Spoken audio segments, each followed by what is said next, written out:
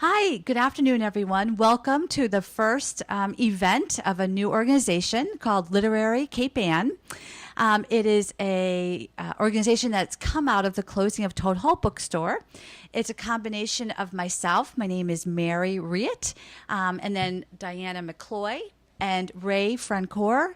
And we were on the board of directors at Toad Hall, and then unfortunately it closed. So we feel very committed in coming together and still offering events in the community that really support the literary arts and the written word. So no further ado, but I will go ahead and introduce our panel of speakers for the afternoon. So we have the moderator, David Olson, and he's a longtime journalist and now managing editor of both the Gloucester Times and the Salem News. David makes it a point to speak with civic groups on the North Shore about journalism and its importance to our democracy. We also have with us this afternoon Dan Kennedy, and he's an associate professor of journalism at Northeastern University and a nationally known media commentator. He's a panelist on WGBH TV's Beat the Press and writes on the news media for WGBHnews.org. I'll get it out eventually. The Neiman Journalism Lab, and other publications. He previously wrote a media column for The Guardian, and before that, the Boston Phoenix. His website, Media Nation, can be found at dankennedy.net. Right, got that right? You also have a new book, The Return of the Moguls. It's right behind us, which we will be selling at the completion of today's talk. How Jeff Bezos and John Henry are making newspapers for the 21st century. And that was just recently published, right? Yeah, great. And then a previous book, which we also have, The Wired City, is also available as well, and examines the rise of the New Haven Independent and other digital-only community news organizations. Sean Murphy is also here. In 30 years at the Boston Globe, Sean has worked as a general assignment reporter, an enterprise reporter, the federal court reporter, an investigative reporter, the casino and gambling reporter, and now the consumer advocacy reporter. Also law school graduate and part-time journalism professor. Great. Jane Enos is here. Did I say that right, Jane? Yep, Jane Enos. Yep. Enos, okay, great. And Jane is currently the managing editor of several Gatehouse Media newspapers focused on Boston's North Shore. She's a longtime community news journalist, and she served as editor with the former Essex County newspapers and the Gloucester Daily Times. Almost done. And then we have her daughter, Caroline. She's the editor and reporter for the Gloucester High School news site, the Gillnetter. You're a senior this year, right, yes, at Gloucester High School, and is a dedicated member of the Gloucester Youth Council, vice president of the Student Council Executive Board, president of the Human Rights Club. Your opinion piece, Democracy Depends on Freedom of the Press, ran last year, and she delivered remarks at a Gloucester Writers Resist event in spring of 2017. And that's great. And then our last speaker is Kyle Moody. Dr. Moody is a professor in communication media with specialties in professional communication, fake news, and social media at Fitchburg State. A former program director, radio station manager, and social media consultant for several businesses, Dr. Moody's research interests include social media and business integration, and how video game fans and consumers are involved in the production and dissemination of fan and journalistic content. That's everybody. I got it all. Yes. So welcome to our panel, and I guess you'll get started, right? I should also add that I was my first job out of college was as Rockport reporter for the Gloucester Times, and I recognize a lot of faces in the crowd. You all look exactly the same.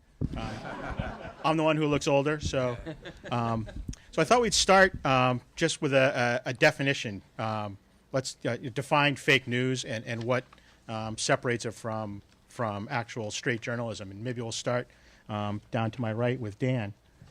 It's a great question, and I'm not sure it has a very good answer at this point.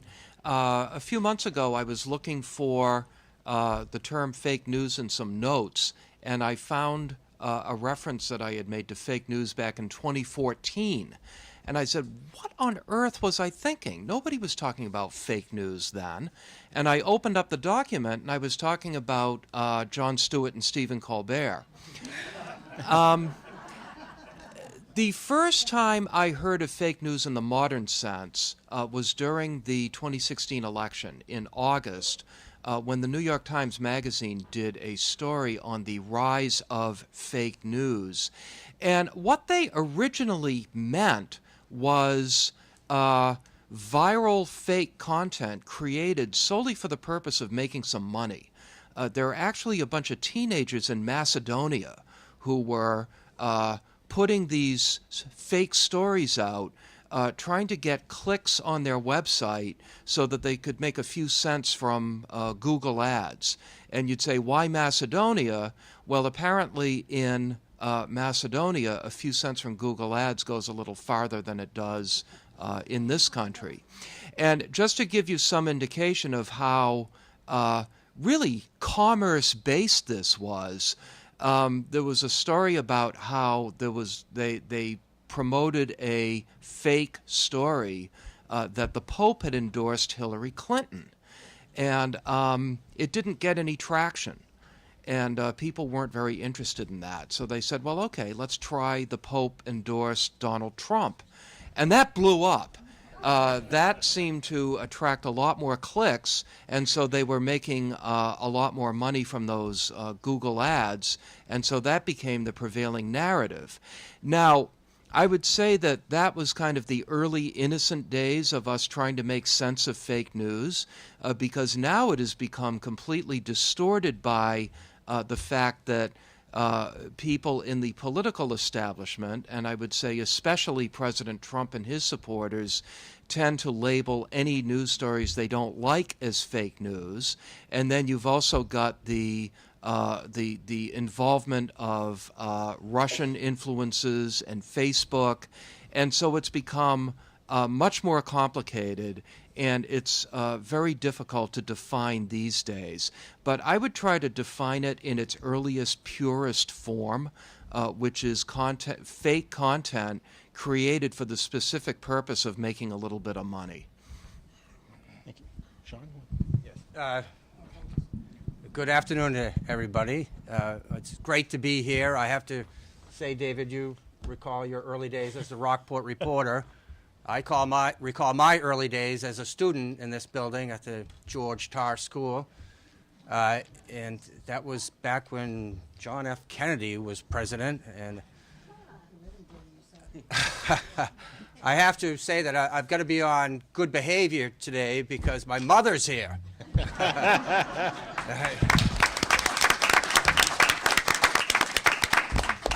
I would also like to recognize my brother Paul and my brother Tim and my sister Kathy. Is Betsy here? Betsy or Jerry? Okay. It's great to be here. It really is. This was a wonderful town to grow up in. I cherish my memories, particularly this very building. Now, on to business. Fake news. I'm a working journalist. I've been a journalist for 40 years. I've been a reporter and an editor, and I'm a producer of news. I'm not a critic of news. So I can give you insight about how we produce it, what I have witnessed. And when it comes to fake news, that's a new term as far as I'm concerned, and I think it's essentially a result of President Trump. And it's his label for any item in the news media that he doesn't agree with, that he wants to fend off. That is fake news. Now, a couple of points that I'll make. One is that news is, or at least the production of it, is biased. There is news bias. If you're going to distinguish, if you're going to vet, if you're going to determine whether to believe in something that you're reading in the news media, you ought to know where it's coming from. What's the organization that's producing it, and what's their track record, and what's their bias. Now, how many here believe that the Boston Globe is a conservative newspaper? I didn't think so. Or the New York Times, or the Washington Post. Wall Street Journal? Maybe a little bit, okay. You should know that doesn't mean that the New York Times or the Washington Post or the Boston Globe are producing fake news. Just to the contrary. Those three organizations are producing enormously important news virtually every day, virtually sometimes 2 or 3 times a day in this current atmosphere. But it is important to know bias. Those newspapers will see themselves as the loyal opposition to scrutinize and hold accountable Donald J. Trump today. And every utterance that he makes, those organizations are going to try to find daylight, find falsity, okay? The other thing is that news really is just the first eruption of an account of events, and it takes time before we really know whether it's true or fact or important. As a young reporter in the 80s and 90s at the Globe, it was a very much more competitive atmosphere then. The Boston Herald was a fine competitor to the Boston Globe on breaking news. And we at the Globe would take a look at the Herald and, with a little bit of dread every morning, hoping that they didn't have something we didn't. And it was a real moment. And sometimes we'd look at it and we'd say, oh my God, they got something. And then we would conclude, no, that's phony. That's a phony story. That's not legit. It's not that anybody made it up. It's that they found some angle to an ongoing big story. They found some new angle, and they seized on it, and they blew it out of proportion. They womped it up, is what one expression was. And in the days to come, it was nothing. And so I'm sure that the Herald did the same to us with our, whether it's fake news or is it real news? Will it have significance? And it is true that editors, he's an editor, they're looking for big headlines. They're looking for attention. And they want stories to be told in the strongest possible terms. Okay? That's what we do. And with time, a judgment may be that it really wasn't that significant. Kyle. Okay. I'm originally from Kentucky, and I did my doctorate at Iowa, so I don't know any of you. But you all look great, and thank you all for coming. I'm going to parrot off of what Dan said, which is that fake news is information that is maliciously produced by actors who are not mandated to do journalism and ostensibly for profit.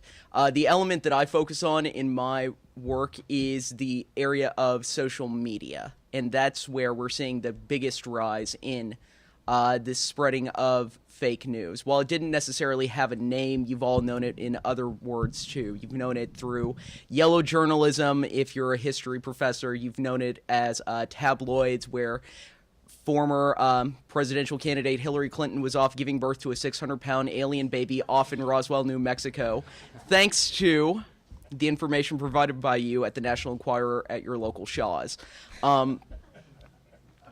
Social media allows you to share it beyond just talking to the cashier at Shaw's. It allows you to share it with an unprecedented audience with speed and frequency that we've never seen before. And that is one of the true things that I get to talk about in class and at other talks that I've given on this subject. if we don't also focus on the new means of transmission, we're also missing the bigger picture, which is that now anybody, including you in this room, can produce information with a veneer of professionalism that could fool a layperson. And that's really what's interesting about this topic to me, is the very idea that if we're all media producers, then how does that change the media consumption ecosystem? And today I'd just like you to get to think about that for a second too, along with thinking about what you read, how you read it, and how you consume it. So going a little bit beyond the definition to also focus on where you get it from is going to be a good thing to help you identify it. Okay. I'm also a former Rockport reporter. Very happy to be back. I've always loved throughout my career, I've always worked with very small towns, with town meeting, and I love that form of government. And it's great to I still work with it with the papers I work with now. We've noticed that fake news has started to come down to the local level. And it's strange when it comes up at a town meeting type format. You have someone saying, well, this is my fact, and this is my fact.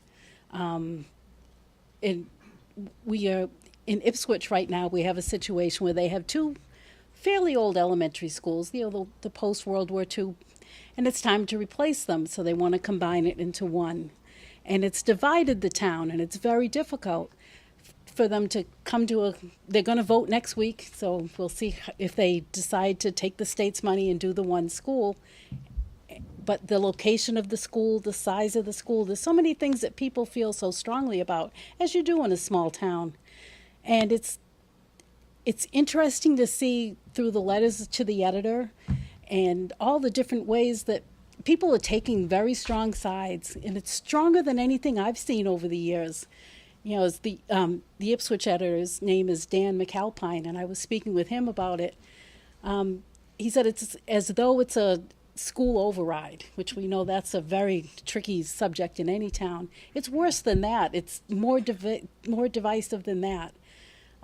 People are putting facts forward, and he finds himself, this past few weeks, he's gotten literally hundreds of letters to the editor, and he finds himself having to fact check things. People are throwing facts around. There's a kernel of truth there, like the size of the elementary school. They say, oh, it's going to be the largest elementary school in Massachusetts. And he's like, it is not. So now they say it's going to be the largest elementary school in Essex County. And that's true. All right, you can say that. Because, it's a letter to the, they'll say, well, it's a letter to the editor. It's my opinion that it's the biggest school. And it's like, well, it can't be an opinion. But there's all kinds of facts people grab onto for that school situation. It turns out, I look, and I found out you can look online. You can list the elementary schools. It is going to be one of the larger ones in the state. So they have a point. But that's how every little tiny bit of it, how much it costs, whether we should renovate our schools and try and save them. Everything is up for debate, and everyone grabs onto it, and no one really wants to give in anymore. So you're seeing what's been going on at the congressional level and at the federal level, finally down at our town meeting and town election sites. And that's kind of disturbing when you have people that you have to say that's not true. And they believe it. But it may not. It's very tricky. We're finding it tricky now. And people won't compromise the way they used to. And I think that comes around from the not trusting the news as well as you could. So, there you go. So at the high school, the Gillnetter is taken as a class. So all of our staff reporters are in a class for at least 45 minutes a day, learning about journalism, learning about what news is and how to, tell the truth accurately and kind of help people understand what we're trying to know in the world out there. So the whole fake news concept is kind of weird from our perspective because we're all still trying to figure out what news is and how to report it. And when we send reporters out into the field, the first thing we tell them in class, and the most important lesson we teach, is to seek truth and report it. So anytime we deviate from that, or anytime we kind of stray from that meaning, that's pretty much fake news. In our sense, that's how we've kind of grasped it. Great, thank you. I think one of the things that came up in a couple places is social media and how social media really amplifies the speed at which fake news or inaccurate news travels. And I think that's a real problem for us as community journalists. I don't want to speak for Jane, but there'll be Facebook groups, or people will talk about something on Facebook, and we'll find someone in Ipswich or in Beverly. There'll be a 500 post stream about something that supposedly is happening in Beverly, and people are calling us up and, why aren't you reporting this? Why aren't you reporting it? Well, it takes us time to report things, and a lot of times social media becomes that old game of telephone where someone says something that might be true here, but by the time you get over here, it's been so distorted. But people are still frustrated that they're not reading it in the newspaper. So I was wondering, maybe start with you, Jane. Maybe talk a little bit about how social media has affected your ability to kind of put out a paper that you like. Yeah, it's tricky because what it comes down to these days, with our weekly newspapers, we have the newspaper itself that comes out. It's published once a week. And then you also have reporters that are responsible for the website and the social media. So you're kind of working on two news cycles at once. People want the news right away. It's like you go to town meeting, you want to come home, by the time you get out of your car, you'd really like to see the story online, which is practically impossible to write. But you do have to get something online, a list of maybe what articles were approved or something quick, what the big issues were. But meanwhile, that's delaying the big meaty story that you want to do because that's what a lot of people who weren't at the meeting want to read. Who said what did they do? It takes a little bit of time to do. You may need to fact check some of the things, definitely need to fact check some of the things that went with the meeting, double check with a selectman about something, but you don't have time to do that when they say, okay, the meeting ended at, this is Rockport, is it midnight? It goes pretty late. And, by the time people get up the next morning, they want that story published. But can you force journalism that quickly? Some of it you can, but do you want more meat in your story? And that, with social media, you want it right away. So that's a big issue. The other thing that happens, we don't have as many people as we used to in the news game anymore. There's not as much money coming in. The newspapers aren't making what they used to, so the staff isn't there anymore. And so instead of, in the old days, you'd just be writing for your newspaper. Now it's like, okay, let's write for this website too. And, granted, it'll be another version of the same story, but there's more work to do and fewer people to do it. So when you bring in the social media and the news and everything, it's hard to even stay on top of all that and sit and read Facebook all day to see what the rumors are. So it's a little tricky. That's one way that fake news is really affecting the day-to-day newspaper business. Thanks. Kyle, would you want to? Yeah, absolutely. So, I can imagine everybody in this room at least has some knowledge of social media, or at least knows somebody who has social media and has seen it in action. The big thing that I want to mention is also the idea that these local outlets are impacted because even whenever you are putting out on social media, people still aren't seeing it. And that has nothing to do with you. That has everything to do with things that are beyond our control, such as algorithms developed by tech companies that then determine the placement of content without even your knowledge or your input. Or if you have input, it's minimal compared to what others get. So whenever you're scrolling, you might see that annoying post from your friend that you don't want to see anymore, and you can hit block or you can hit hide and whatever you have you. But that still doesn't change the fact that you might have hundreds or thousands of different sources of information coming at you at any one point that you have no necessary control over. But is it the real content that you're looking for, or is it actually fake content as well? That's one issue. The other issue is the fact that for any journalist, any publisher, 1 in 10 of your posts will be seen by your audience. Think about that number, okay? And then you have to also be fighting with other elements of online content production in there as well. So social media has changed the ecosystem in ways that we can't necessarily even fathom. So there's a reporter trying to get just the bone of the story without even getting any of the meat, and nobody's even going to see the bone. So that's the sort of thing that we have to consider with social media, are the ideas that these different networks are changing things. And you're even talking about writing. None of my students look at writing. I know because I've looked at their writing. But I'm also... Don't mean to throw you under the bus, class, but come on. But the reality is most students are also looking at video-based content on networks like Snapchat or YouTube or anything like that too as well. And those algorithms themselves are difficult to deal with too. So unless you're contributing content in fashion like Instagram stories or Snapchat stories, you're missing out on key portions of audience as well. So social media have changed the means of production, but also changed the very way that news is delivered. So that's another thing to consider as well. Well, I'll add that my news consumption has changed quite a bit with the advent of the internet. For many years, I enjoyed coming down to the breakfast table, getting my coffee and my cereal, and consuming news. Lay it out and turn the pages. Very satisfying, 45 minutes an hour. And I'd get deep into the sections, find things that I wasn't looking for, actually read them rather than consume them. But today, it's all here. It's all here. And I'm as impatient as anyone else. And if I have a moment, I can just click on, I can read the New York Times, the Washington Post, the Boston Globe, the New Yorker magazine. What do they have? What's the latest? And I read it.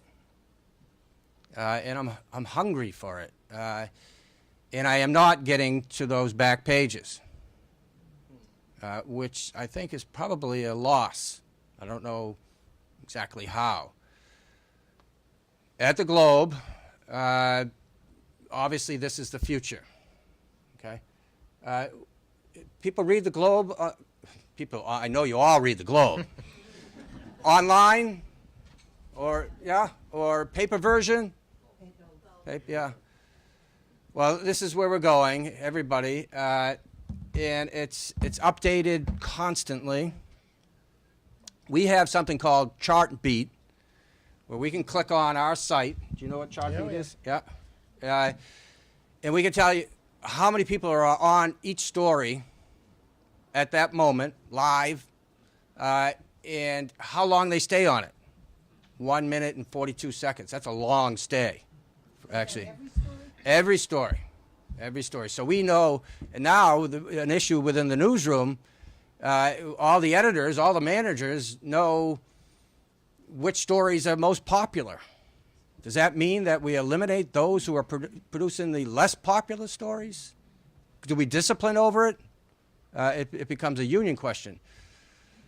There's an expression, I know you all know it, clickbait. We had a story on the Globe site over the last 4 or 5 days, 20 best beaches in New England. Anybody see it? There wasn't any Cape Ann ones, I didn't think. Yeah. We don't want them. We don't want them. That's good. Yeah. But it was an empty story. It was just a subjective story. It was just, people love lists, listicles. If you can come up with a list. Now, we had a great story that the Globe broke on the Senate president. Unfolded over many months. The Senate president has not only resigned his leadership post, but from the Senate, all because of a Globe journalist, Yvonne Abraham, who did very meticulous, well-sourced, solid work. It took a lot of time. It was irreproachable, her work. And he's gone. This resignation story came out, I think it was Friday or Thursday. Thursday, saying he would be resigning Friday. And we had the main story, and then we had Yvonne's story on it, rightly so. And then we had 5 takeaways from Senate President Rosenberg's resignation. So we're trying to boil it down to 5 items or 10 items or 20 items. And there's a list at the Globe, and I am constantly checking it. At the end of a story, it'll say the 10 most popular stories. Okay? So all day long, I'm looking, where's my story? You know? Is that a good thing or is it a bad thing? And you know, what stories are not getting the attention that should because of that? There's no turning back. It's the nature of electronic news. We know electronically who's reading which stories, right down to the very single digit, and how long to the last second. And the question is, how do we know who's reading the print version? And how much are they reading of the print version? We don't, and we never did. We just had, it was our intuition. And that's what an edited newspaper was. Editors got together and they said, well, this is what people want to read or ought to read, and we're going to put those on the front page. And we expect that they'll get a lot of attention. But front page is now, in some sense, taken away from editors in all their experience, and it becomes a function of counting. Start with Dan. What, why do people like fake news? They don't. I think we've very quickly gotten a field from fake news, and I think that's a good thing because I think that the true definition of fake news is pretty narrow. Now, people do seem to have a hard time differentiating real news from fake news. I've seen journalists, I've seen retired investigative reporters sharing fake news on Facebook, and all they really had to do was take a look at where it was coming from, and they would immediately see that it was coming from a very dubious source. Of course, a lot of it comes from not news, but stories that are agreeable to your personal opinions about things. So if you see something posted on Facebook that looks like Congress is within a week of impeaching President Trump, and this is something you want to happen, you might suspend disbelief and click on that and believe it, even though it isn't true. I want to take a somewhat more optimistic view regarding some of the things that Sean was saying. You know, the idea that newspapers these days are driven by metrics is certainly true.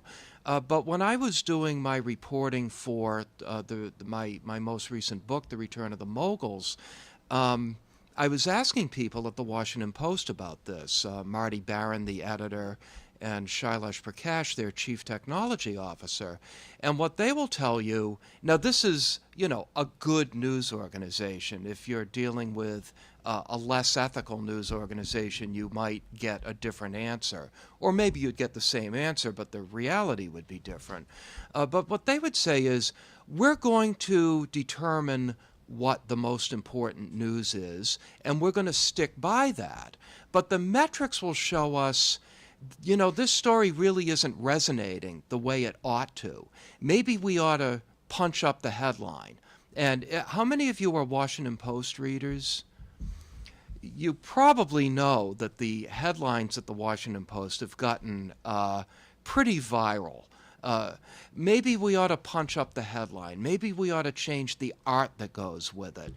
Maybe we ought to change the way this shows up on Facebook and Twitter. But we're not going to abandon a story that we think is important just because it isn't getting the number of clicks that we want. The other thing that I would be a little more optimistic about is the economic model that many newspapers, including the Globe, including the Washington Post and the New York Times, have adopted in recent years, and that is, in the digital space, advertising is on the wane. It just isn't working. Classified ads are gone. Display ads never really made the transition from print to digital. I argue that no one has ever clicked on a banner ad except by mistake. And then finally, in the end, Facebook and Google now scoop up more than 90% of all news spending on digital advertising. So what have newspapers done? They've adopted a very aggressive digital subscription model, and it's been working. The New York Times has more than 3 million digital subscribers, digital-only subscribers. The Washington Post has more than 1 million. The Boston Globe is expecting to get 100,000 by the end of June, which for a regional paper is really quite an accomplishment. And people at the Globe told me in my reporting that if they can get to 200,000, the Globe suddenly starts to look like a profitable enterprise once again. Now, in addition to using this strategy to bring in money, which is pretty crucial, it also reintroduces the idea of reading a newspaper digitally rather than on paper, but reading it as a discrete news product and not skipping around the web all the time. I think that doing that, and we're all tempted to do that, as Sean was saying, but to really get trapped into just skipping around the web all the time is deadly to your ability to concentrate. It's deadly to your ability to really understand the news.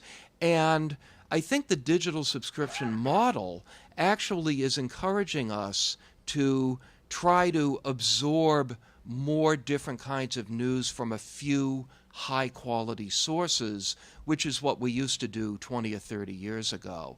And whether this strategy is going to work or not remains to be seen, but some of the early signs, I think, are pretty hopeful. Okay, I feel a lot better. And you know, as Sean says, people read the Globe on their phone, even though the Globe doesn't have a mobile app. I mean, how crazy is that? And I do think Chartbeat can be a good tool. Mary will tell you we have our Chartbeat on a large screen TV in our newsroom, so you can see in real time what stories are going and what stories are dropping. And it's also a really good tool for finding stories that you might be surprised that people really will go viral. We had a story a couple of years ago. Ariana McNeil, who used to work as a Rockport reporter here, broke the story that the hangings for the Salem witch trials weren't actually where the city thought they were, but they were over behind what was a Walgreens parking lot. And we posted that story. It was a really good story, and we were walking past the Chartbeat thing, and all of a sudden it had taken off because someone posted on Facebook, and a historian in Ohio posted it, and then that was for that year. That was our most shared story. It wasn't. Other than that, the two categories, probably shouldn't surprise anybody in this room, the two categories of stories that are most read online are obituaries and police notes. So I think that's one area where it closely mirrors the print edition. Caroline, do you want to talk a little bit about social media at your? Yeah, sure. So my generation, we're like the first generation to grow up with social media. I mean, I was playing Farmville when I was 9, so. But because we're always on social media, and in school especially, they've always told us, not everything you see on the internet is true, and you can't believe everything you see. And we've definitely gotten better at learning how to recognize fake news. We know to look for the most part, non-biased news sources for straight news. We know to look for primary sources, basically, when we're searching for facts, when we're either researching or just trying to get the daily news. But kind of like what Dan Kennedy was saying is that when we see fake news and it's something we agree with, we kind of, and this happens for both young people and older people, we just jump on it and kind of cling to it. Because in this day, it's become such a polarized political climate that, we feel like every time we have a political conversation or even a non-political conversation, if we have an opponent, they're going to say, here's why I'm right, you're wrong, and you'll never be right. So it's kind of a self-defense mechanism and a kind of a cynical climate we've jumped into. And so slowly but surely, my generation at least is kind of learning how to deal with that. I mean, people attack us for eating Tide Pods when I didn't even know what that was. So it's kind of a divide that's not only generational but political and pretty much any kind of divide you see in society anyway. So what we've been trying to do is trying to be more empathetic in how we approach others and how we kind of approach our point and their point too. So that's pretty much the youth perspective. Thank you. Kyle, Facebook, of course, has been pinpointed as one of the problems of the 2016 election with fake news. Mark Zuckerberg has promised he's going to fix that. What are your thoughts on, changing the algorithms or changing his approach? Mark Zuckerberg saying that he's going to fix it is fake news.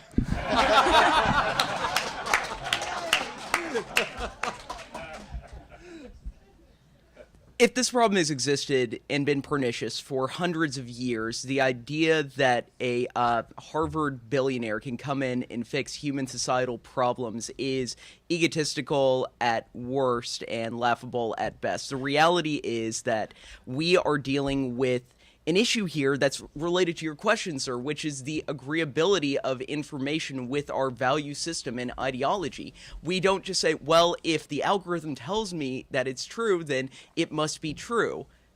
No. The idea is simply that what Facebook did was simply allow us to go in and share an opinion, and sites like Google and Facebook deliver us what we want.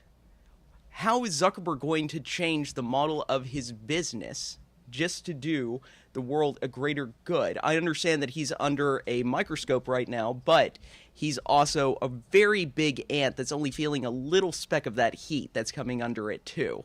And that's the thing that I want you all to realize is that I don't want to draw the ire of social media. I teach it because I love it, and it allows for everybody to share information with a wider audience. But at the same time, we have to realize that nobody's putting that genie back in the lamp, and we also have to learn how to deal with it, which is why when you're talking, Dan, that is actually a really hopeful sign right there.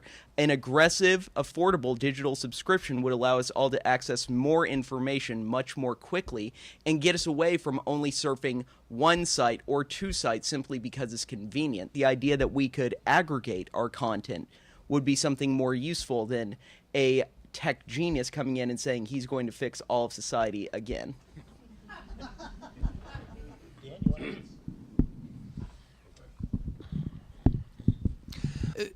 When President Trump came in, and even before, he made a lot of threats against the media.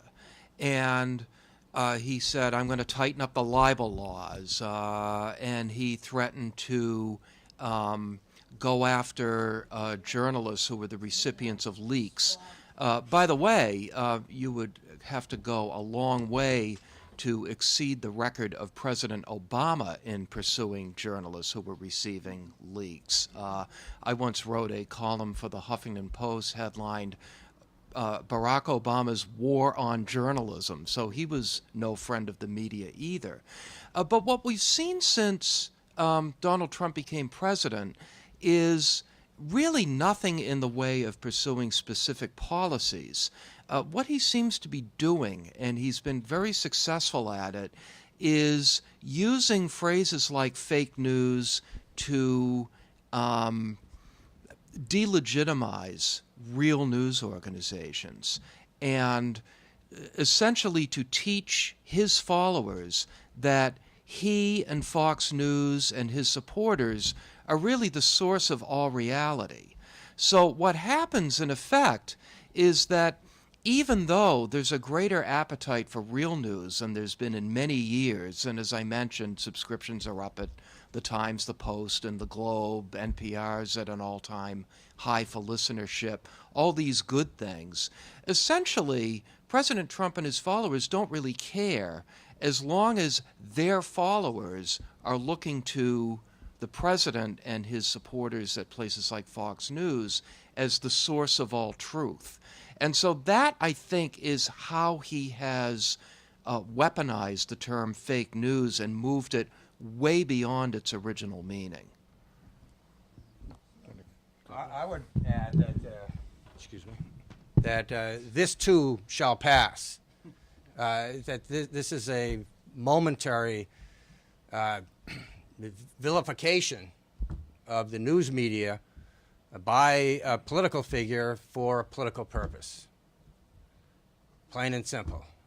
And I think we will revert to a more standard relationship between the public and the news media soon. Okay?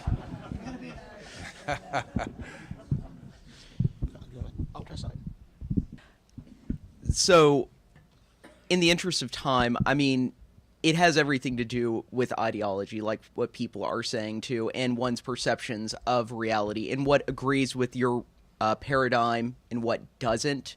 But the idea that he has weaponized it in such a way to delegitimize news sources, but to also try to reestablish his voice. I did a reading very depressingly, finding out that certain numbers of his followers only got their news from Donald Trump's Twitter feed. And so when you hear that, you think about legitimate news sources, and you think about the idea of reifying news sources. There are certain people that will never believe in legacy news sites like the Boston Globe or the New York Times or the Washington Post, or even televisual news sites like ABC, CBS, or cable news for all sorts of ideological reasons. And whatever they are, they might appear valid in an age of social media where anyone can share their opinion on it too.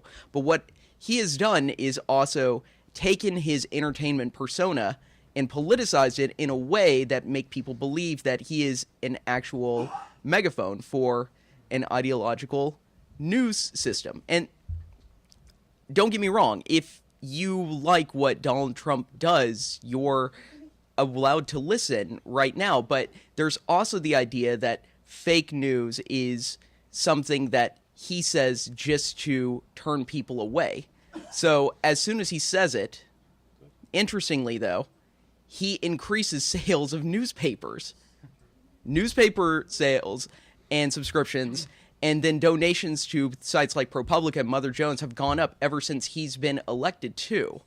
And Michelle Wolf made it very clear at the White House Correspondents' Dinner that part of the press are implicit in their symbiotic relationship with President Trump. And we also need to acknowledge that too, because how many of you are just here because of Donald Trump? Let me just ask that question, okay? Whether you're for him or against him too. And I think that you all can see this too at the Boston Globe too. Stories about Trump get more clicks than stories about other things, even important stories like your story that broke on Friday as well. And it's because he drives news and stories too. So as soon as he cries fake news, everybody leans in like it's the Avengers, and we go, okay, here we go, all right? What are we going to be looking at right here? So it's a call for something as entertainment. In another 2 years or so, if we have another president, it might be wholly different, but we'll see how that necessarily plays out. So sorry for the long-winded answer about that, but I also feel like I had to get that discussion about Michelle Wolf in there too. Jerry. Jane, did you want? Can I direct this question to you, Kyle? I'm a retired journalist who practiced the trade for 40 years. It's been my observation, I still follow what's going on, it's been my observation that this administration is playing the game on both sides of the fence. As often as you'll see references to fake news in his Twitter feeds, you will also see that he has been granting interviews, and the other administration officials have been granting interviews, background interviews, sometimes on the record. One comment, am I right or wrong? Can you repeat the question? Yes. So the question was, following up with the answer and how Donald Trump uses fake news, is also the idea that he has been playing both sides of the political spectrum, which, again, I also want to talk about here is very vast and isn't just right or left. So I want to emphasize that, too. But also the idea that even though he cries out fake news, he also allows access to certain reporters who we might see as liberal and certain Post reporters as well. And my thought on that is that he's trying to play the game, too. He's just also trying to do what he did with steaks, casinos, and vodka, which is trying to turn his name into it as well in there.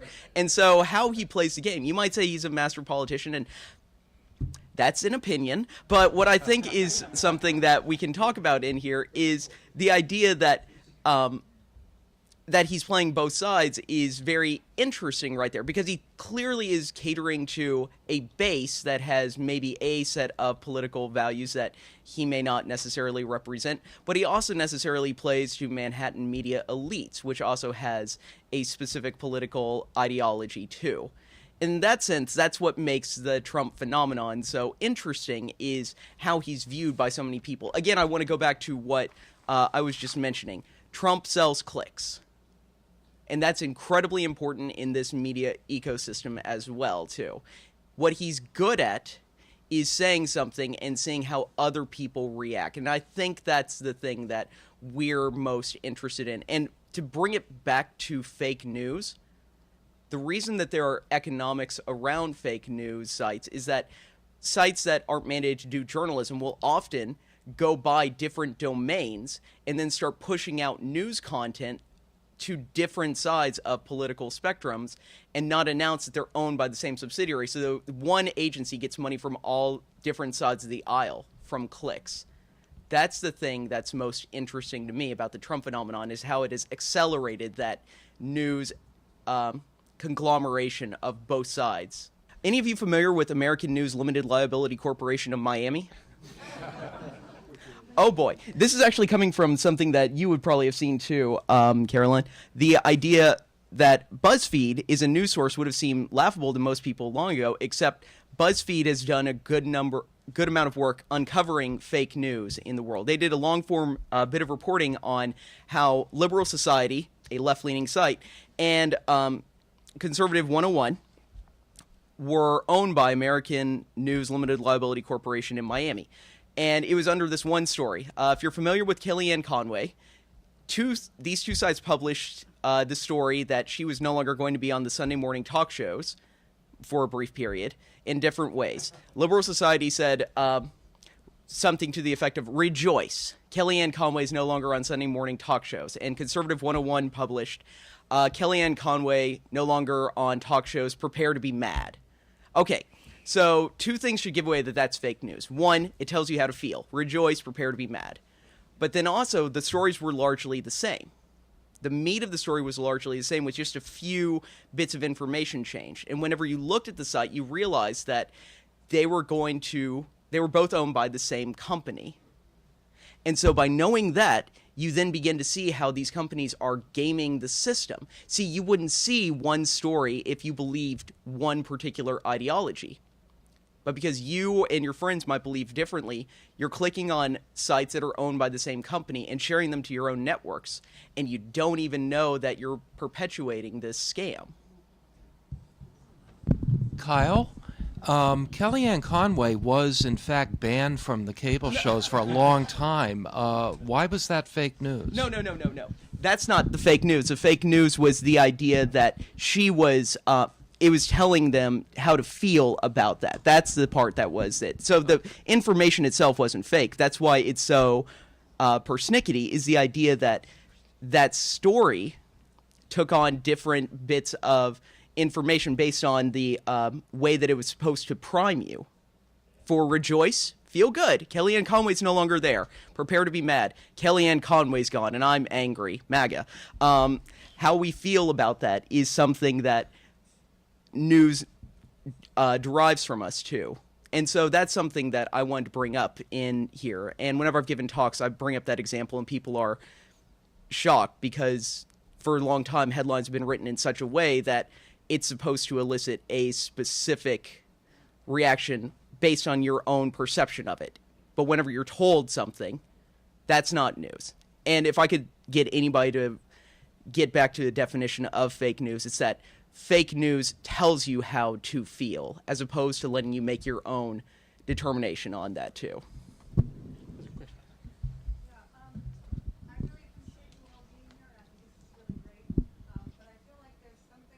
Right. So I think the question or the comment is that, okay, we're talking about fake news, but what we're talking about, the trusted news sources are also screwing up sometimes and making errors, and that's true. But I'll take this first. I think the difference is when there's something wrong in the Gloucester Times or there's something wrong in the Salem News, you know who to call. I think there's an accountability issue. There's accountability in traditional news media that is not there in other places. I think we're all, Jane is a local journalist. Caroline is a local journalist. We're all part of this community, and when something goes wrong, or when someone's not happy about what we've done, we hear about it. And I think that's also true on a larger scale. I don't want to speak for Sean. Well, let me just, is that bad information or is that incomplete information? And is it ripe? Have the inspectors been allowed to do their job and make a determination? I would love to know who's responsible for the chemical. I don't know. You make a great point. But I'm not blaming the New York Times or the Washington Post for holding back on anything. I'm just waiting for something definitive. And I think if they could possibly get definitive information, they would, because it's in their interest to break a big story. So what strategies are trusted media outlets taking to combat the proliferation of fake news? So the question is, what strategies are trusted sources taking to combat fake news? And maybe, Dan, you wanted... I mean, I'm not sure what the strategy would be other than to say we want you to subscribe to our news product because we think we're doing a good job and we don't publish fake news. I mean, the proliferation of fake news that's out there really doesn't infect mainstream news organizations. Mainstream news organizations fail in massive ways. When I was listening to the previous question, all I could think of was the failure of the news media, and particularly of the New York Times, during the run-up to the war in Iraq. Truly one of the most significant failures of news organizations we've seen. But even then, reporters were kind of led down the primrose path, and they were under no belief that what they were reporting wasn't true, and they were trying to check these things out as best as they could. They were reporting on what administration sources were telling them. They were reporting on what sources in the Iraqi exile community were telling them. They just got it massively wrong. So I think that we are living in a particularly fraught and divisive time, and with certain types of sensitive stories, it can be hugely damaging when mainstream news organizations do go astray. There was a case last year where CNN essentially fired 3 senior reporters very quickly for mistakes they had made in a story about Anthony Scaramucci. Remember the Mooch? And this was several months before Scaramucci joined the Trump White House. And people were shocked. And essentially what the head of CNN said at that time was that we're really operating in an environment where we really can't tolerate any deviation from our standards. And what appeared to have happened in that case was not only did the journalists get some facts wrong, which happens, but they essentially ignored the controls that were in place and rushed this story onto CNN.com without vetting by editors, without approval by the legal side. And I think CNN took very harsh measures to try to rectify that failure. And I guess to try to bring this back around full circle, when you say what are news organizations doing to try to combat fake news, well, I do think that was a case where the Times, not the Times, but CNN really showed a devotion to basic standards of fact-checking and vetting that sent a message about what they were going to tolerate. I feel like the focus on Trump is almost a diversion from the much more pernicious fake news issue that we're only beginning to learn about, which is the extent to which the Russian government is manipulating the news and the media far beyond just creating stories, but creating events to support their versions of stories. So I wonder if anybody has any thoughts on how we combat fake news at that kind of a level, which is, makes Trump look like an amateur. Sure. I mean, how do we combat fake news from another government? I think we have to depend on our national security apparatus, our federal government and our news media to bring it in front of the public. But unfortunately, the national security apparatus right now has been, like the news media, disparaged by the president, maybe not coincidentally. Right in the back? Hi. My question plays off of some other comments, but instead of strategies for news media, what can consumers do, and what models are there, or what experiments or pilots exist to guide folks to examine and change their media consumption habits? Sure. So the question I'm going to try and paraphrase is, how, as consumers, how can you best kind of combat fake news? What examples out there? Okay, bit of a plug here. And I know that I've just been disparaging Google for an hour, but if you Google Fitchburg State University fighting fake news, our librarian, Renee Fratantonio, has put together a wonderful page that incorporates consumer-level content and ways to combat fake news. Whenever you walked in, you might have seen an infographic that showed you some clear pictures on how to identify sources, check the date of publication, check the site on which it's published, and then where the source is coming from. That sort of information, and on a bigger scale, is at our library website, Fighting Fake News. It's a library guide that includes that sort of information. We are working right now on a multidisciplinary project to help figure out ways to fight it in terms of policy, but also in terms of consumer action. At Fitchburg State, the biggest idea is going beyond just media literacy education, which is one of the questions that you were mentioning, but also talking about it in a way so that people start to identify fake news and then also punish, necessarily in some way, sources or sites that engage in fake news. Riffing off of what Dan has just said too, CNN fired those 3 correspondents because they were they subverted a system of publication, and you don't do that. You don't go around your editor ever. As a consumer, you should be able to necessarily know if a site is fake, and then also to act around it. But that's also why we're here, too, is because there are people that don't believe in legacy sources as well, too, that get information from other sources. And one of the reasons that Donald Trump is president is because legacy sources didn't take him seriously. Huffington Post famously filed his campaign underneath entertainment for a long time, until we weren't laughing in some corners, too. So, in that sense, on an industrial level, I'm not sure what is being produced to continue to fight it, unless we continue to honor the code of ethics by the Society of Professional Journalists and journalism educators, too. So I don't know if I fully have answered your question. I could talk about what's going on at our granular level, but at a bigger academic and industrial level, I can't speak to the totality of what's going on. David, just bring it back to Caroline. I have a question for you.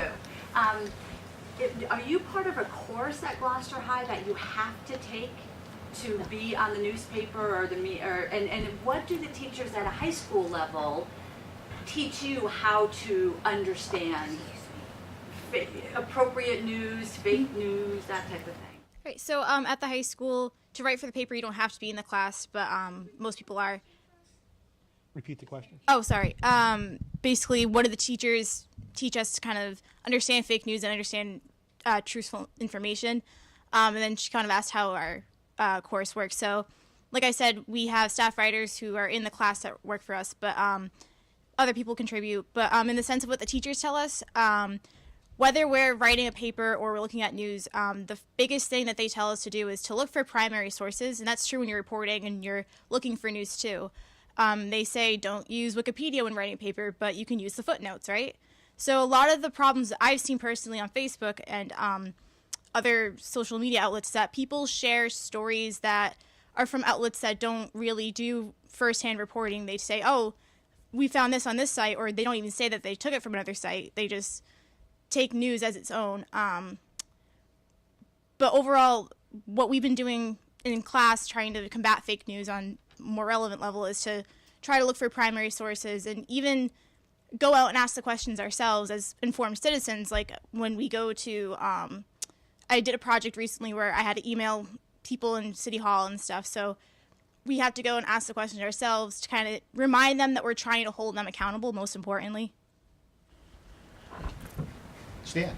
Yeah, one of the, I guess a poster child for fake news, in my view, is climate science. And over the years, it seems that the media have always felt obligated to give equal time to science deniers. And I think it was a year or 2 years ago, I believe it was the Los Angeles Times, that made an editorial decision that they didn't feel obligated to do that equal space anymore. And I'm wondering if you could comment on that. Take a shot at that. I think it was the San Francisco Chronicle, but I'm not entirely sure about that. You know, my students and I have talked about this because it has become, it shows you how vexing this problem was. I do think that there was a time when there was a lot of the instinct within the media was to balance, you know, the 98% of the scientific consensus with a few outliers who said that there was really nothing to it. And over time, I think we got past that, and so you rarely saw that kind of false equivalence anymore. And then we keep coming back to President Trump, don't we? We elect a president who says that climate change is a hoax perpetrated by the Chinese government. Members of administration are trying to do some sort of a study that would show that climate change is not a reality. So then you say, okay, how do we cover this now? How can we stick with this consensus that we thought we had reached a couple of years ago, that we were no longer going to pay attention to the climate deniers when the climate science deniers have reached the highest levels of the government? You kind of have to go back and you kind of have to move backwards and cover it again. And you can certainly point out that the overwhelming consensus is that climate science is real, but nevertheless, there's no ignoring the opposition because they're in power. Can I follow up on that, though? Yes. If San Francisco Chronicle is actually taking it out, and now they're going to put it back in. The question is, if the San Francisco Chronicle was saying we are no longer going to pay attention to climate science deniers, what do they do now? And I think that they're facing the same dilemma that the rest of the media is, which is that climate science deniers, in fact, are in power. And you can't completely ignore that story when they are the people who are wielding power in this country. I mean, that's a lot like what you were saying, Jane, with the letters to the editor about the Ipswich schools. I think there is kind of a local level to that as well. It is. It's difficult where, people at town meeting will turn to each other. Someone will get up and say, here's what I think, and someone will get up after them and say fake news. or people throw the term fake news around at the local level now, and it doesn't feel healthy to me.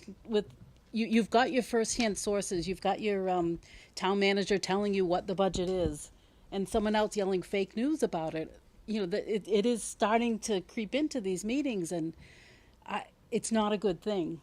It's not a good thing to not trust the people around you. There are no conspiracy. There are conspiracy theories, but your local journalist isn't working against you. Yep.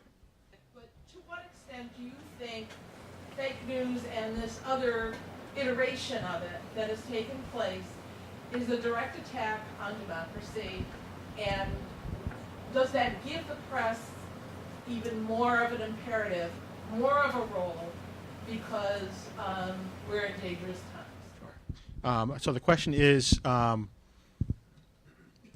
what, given the history, fake news in the past and kind of led up to wars in the past, what kind of comfort can we give now, as our role in journalists, what can we do to kind of forestall that happening again? And how serious, how worried are you? Yeah, how worried? You want to take this one, Well, Sean? I'll tell you briefly, one comforting fact is that the circulation, the subscriptions at major news media like the New York Times and the Washington Post have increased. There's been a Trump bump as people have turned to the news media for veracity. So there's at least that. I don't know I have much for you. I think we're living through a very dark and dangerous time, and it's not entirely clear to me how we're going to get out of it. Can you speak up, please? Oh, you want to hear that again? Okay. I knew we should have ended There before. you go. I said that I'm not terribly optimistic. I think we're living through a dark and dangerous time, and it's not clear to me how we're going to get out of it. I do think we will, but I think it's a rocky road ahead. In spite of my last name, I'm a total optimist in this situation, too. And what I want to say is just actually one thing. So first of all, sir, thank you for your service, too. And you brought up your phone, actually, to show that that there are fewer young people in this room, and it's the idea that they're only consuming reality through their cell phones. And I brought that up, potentially, too, through Snapchat stories, too. But the reason they're not in this room is not because they're lazy, it's because they're marching. And I want to make that perfectly clear, too, in what we talk about. When I think about this, I look at this packed room, I look at people that are worried and wanting to do something and writing in and listening to this panel, and that gives me hope. And that's something that I carry with me whenever I do give these talks and whenever I speak to my students, and they are worried and thinking about it. And that device that you talk about that warps reality, Clay Shirky writes about it in his book called Here Comes Everybody, that it's used to jump between time and space and bring people together under a common cause. And so people like David Hogg, who survive a massacre in their school, can then come together and say quite clearly, no more. And then millions of students will listen and walk out. And that, to me, is real news that's worthy of talking about. So through all the fake news that we seem to be surrounded by, there is real hope there. And as long as people are willing to listen, that to me is a sign of positive change. So thank you. So I just want to make a comment though, which is interesting. We don't have enough time. As organizers of this afternoon, we heavily marketed the local schools. Gloucester, Manchester, and Rockport High. So it's interesting how we get those kids to come to an event like that. But Caroline, you wanted to say something. Yeah, sure. So basically kind of what you were saying. When the Parkland shooting happened, social media was like a platform for the good news about it, the bad news about it, anything you could see. But the positive about us being plugged into our phones all the time is that we kind of have a safety net from all that in a sense too. When things happen, we talk to each other. I mean, we still look at the news, but we really kind of come together as a generation. We try to combat it as best as we can. So when we were, I helped organize the walkout at my school, and when we were doing it, we did it solely through social media for the most part. And that, in a way, kind of gave us our own buffer zone from all the adult influence who was saying, hey, stay in school, like, you don't have a right to go out, everything and anything you can imagine. But because of social media and because of our accessibility to each other across the country, we've been able to start more movements and more political change, and I think a lot of other generations have since like the 60s and such. I mean, that was its own wonderful time, but Yeah, so I think there's hope in that. The fact that we can rally together so easily and with such a concrete voice and a unified force. Question authority. Yeah, definitely. That seems like a good spot to end. Thank you all.